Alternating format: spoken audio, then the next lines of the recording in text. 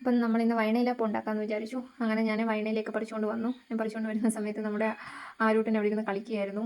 അങ്ങനെ നമ്മൾ ഇതൊക്കെ ശർക്കരയൊക്കെ റെഡിയാക്കി വെച്ചു. പിന്നെ മാവ് എടുത്ത് റെഡിയാക്കി. അപ്പോൾ നമുക്ക് കുറച്ച് പഴുത്ത ചക്ക കിട്ടിയിട്ടുണ്ടായിരുന്നു. അങ്ങനെ ആ ചക്ക ഞാൻ മിക്സിയിലിട്ട് അടിച്ച്, കാര്യം കുട്ടികൾക്കൊക്കെ കൊടുക്കുന്നുണ്ട്, അങ്ങ് അടിക്കാമെന്ന് വിചാരിച്ചു.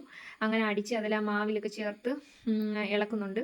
അപ്പം അതിലിനി കുറച്ച് ചൂടുവെള്ളവും കൂടെ, നല്ല തിളച്ച വെള്ളം ഒഴിച്ച് ഇളക്കണം. അപ്പോൾ അതിന് മുന്നോടിയായിട്ട് ഒരു ഏത്തപ്പഴം ഇവിടെ ഇരുന്ന്, അപ്പോൾ ഏത്തപ്പഴവും കൂടി ഇടാമെന്ന് വിചാരിച്ചു. അപ്പോൾ ഏത്തപ്പഴം ജസ്റ്റ് ഇങ്ങനെ ഇടയ്ക്ക് കടിക്കുന്നത് ഒരു നല്ല ടേസ്റ്റായിട്ട് തോന്നിയിട്ടുണ്ട്. അത് കാരണമാണ് ഞാൻ ഏത്തപ്പഴവും കൂടെ അരിഞ്ഞിരുന്നത്. പിന്നെ കുട്ടികൾക്ക് പൊടിക്കുട്ടിക്ക് അതിൽ നിന്ന് ഏത്തപ്പഴത്തിൻ്റെ ഭാഗം എടുത്ത് പിതുത്ത് കൊടുക്കാമല്ലോ എന്ന് വിചാരിച്ചിട്ടാണ് അങ്ങനെ ചെയ്തത് കേട്ടോ. അങ്ങനെ നമ്മുടെ ഇവിടെ ഈ വയണയില ഇല്ല. അപ്പോൾ ഇല്ലാത്തത് കൊണ്ട് തന്നെ നമ്മുടെ പാൽ കൊണ്ടുവരുന്ന ചേച്ചിയുടെ അടുക്ക പോയിട്ടാണ് ഞാൻ സത്യത്തിൽ ഈ ഇല പറിച്ചുകൊണ്ട് വന്നത് കേട്ടോ. ബാക്കി വരുന്ന ഇല നമ്മൾ ഫ്രിഡ്ജിൽ സൂക്ഷിച്ച് വെച്ചിട്ട് ഇടയ്ക്ക് ഉണ്ടാക്കി കൊടുക്കുകയാണ് ചെയ്യുന്നത്. അപ്പോൾ എൻ്റെ ആത്തൂട്ടന് ഭയങ്കര ഇഷ്ടമാണ് ഈ സാധനം എന്ന് പറയുന്നത്. അങ്ങനെ നമ്മൾ കുഴച്ചും റെഡിയാക്കി വെച്ചിട്ടുണ്ട്. നമ്മൾ കഴുകി വൃത്തിയാക്കി വെച്ചിരുന്ന ഇലയിലോട്ട് ഇത് വാരി വെക്കുന്നുണ്ട്. വാരി വെച്ചിട്ട് അതിൽ ശർക്കരയും കൂടെ നിറച്ച് അങ്ങനെയാണ് ഞാൻ വെക്കുന്നത്. സാധാരണ ചില സമയം പല രീതിയിൽ ഇത് ഉണ്ടാക്കാറുണ്ട്. ചില സമയത്ത് ഞാൻ ശർക്കര പാനിയാക്കി അതെല്ലാം കൂടെ ഒന്നിച്ച് അതിലോട്ട് ഒഴിച്ച് അങ്ങനെ ഇളക്കി വെക്കാറുണ്ട്. അപ്പം എൻ്റെ ഒരു മൂഡ് കണക്കിരിക്കും.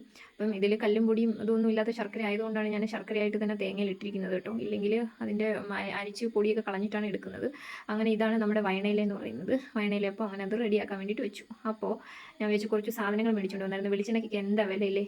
തേങ്ങയ്ക്കും വെളിച്ചെണ്ണയ്ക്കും കൂടെ തന്നെ നല്ല പൈസയായി. വെളിച്ചെണ്ണയുടെ വില എന്ന് പറയുന്നത് 490 രൂപയായിരുന്നു നമ്മളിവിടെ മേടിച്ചത്. തേങ്ങയ്ക്കും അതേപോലെ കിലോയ്ക്ക് 95 രൂപയായിരുന്നു.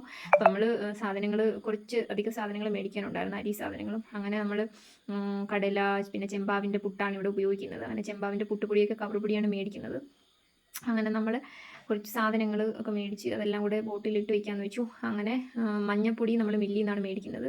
പിന്നെ കാപ്പിപ്പൊടിയും മില്ലിൽ നിന്ന് മേടിച്ചു. അങ്ങനെ ഇതാണ് നമ്മൾ എല്ലാ സാധനങ്ങളും ബോട്ടിലൊക്കെ ആക്കി. അപ്പോൾ പിന്നീട് ഞാൻ വിചാരിച്ചു ഒരു കവർ ഉപ്പ് മേടിച്ചായിരുന്നു. അപ്പോൾ അത് ഇവിടെ ഭരണിയിലിട്ടാണ് ഞാൻ സാധാരണ വെക്കാറ്. അങ്ങനെ അതും നിങ്ങളെ ഒന്ന് കാണിക്കാമെന്ന് വിചാരിച്ചു.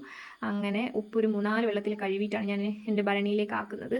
അങ്ങനെ ഇതാണ് നമ്മുടെ ഉപ്പ് ഭരണി എന്ന് പറയുന്നത്. അപ്പോൾ നമ്മുടെ ഉപ്പ് ഭരണിയിലേക്ക് ഈ കഴുകി വെച്ച ഉപ്പ് ഞാൻ ഇടുന്നുണ്ട്. അത് ആ ഉപ്പ് ഭരണിയിൽ നിറച്ച് വെള്ളം ഒഴിച്ചാണ് വെക്കുന്നത്.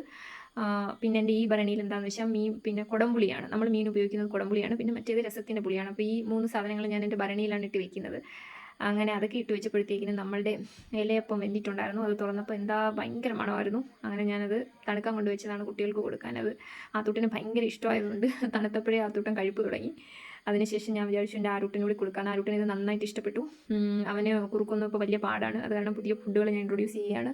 അപ്പോൾ അത്രയേ ഉള്ളൂ. നിങ്ങൾക്ക് വീഡിയോ ഇഷ്ടമായെങ്കിൽ ലൈക്ക് ചെയ്യുക, ഷെയർ ചെയ്യുക, കമൻറ്റ് ചെയ്യുക, സബ്സ്ക്രൈബ് ചെയ്യുക.